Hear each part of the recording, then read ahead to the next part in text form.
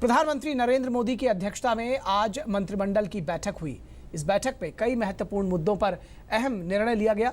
बैठक के बाद पत्रकारों को संबोधित करते हुए वन और पर्यावरण मंत्री प्रकाश जावड़ेकर ने कहा कि सरकार सूखाग्रस्त राज्यों के संपर्क में है।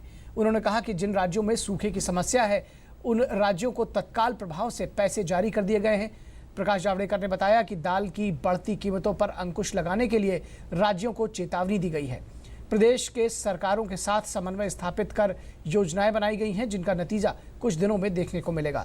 मंत्रिमंडल की बैठक में आंध्र प्रदेश में 2 संस्थानों की स्थापना को मंजूरी दी गई है। इसमें से कृषि संस्थान की स्थापना राज्य के राजमुंदरी में की जाएगी। प्रकाश जावड़ेकर ने कहा कि सरकार ने नए राज्य के रूप में आंध्र प्रदेश से किए गए अपने वादों को निभाया है। तिरुपति में जो Indian institute of science education and research Tirupati में बनने वाली है, उसके लिए पैसे मंजूर किए हैं और ट्रांजिट कैंप के लिए आज 137 करोड़ का प्रोविजन मंजूर किया है। दूसरा, आंध्र के संदर्भ में ही सेंट्रल टोबैको रिसर्च इंस्टीट्यूट भी तैयार करने का राजमंड्री में। तो जो सेंट्रल टोबैको रिसर्च की जो जगह है राजमंड्री में, उसी में से 22 एकड़ जमीन देकर ये नया एग्रीकल्चर कॉलेज राजमंड्री में खुलेगा।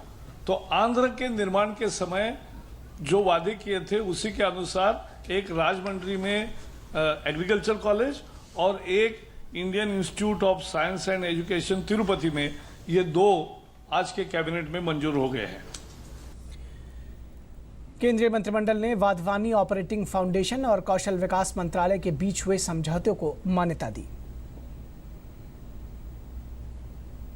स्किल निर्माण का जो काम चल रहा है, कौशल निर्माण का जो काम है, उसमें वाधवानी ऑपरेटिंग फाउंडेशन अमेरिका की और स्किल डेवलपमेंट का मंत्रालय, इनके बीच में एक समझौता हुआ है, उसको आज मान्यता दी गई है।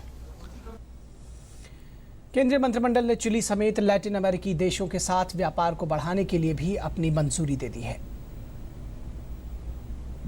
विदेश व्यापार में फायदा देने वाला, लैटिन अमेरिकन देशों के साथ संबंधों को मजबूत करने वाला एक नया आज डिसीजन लिया है कि जो भारत और चिली के साथ जो व्यापारिक समझौता था, प्रेफरेंस ट्रेड एग्रीमेंट, इसका आज विस्तार करने का निर्णय आज हुआ है।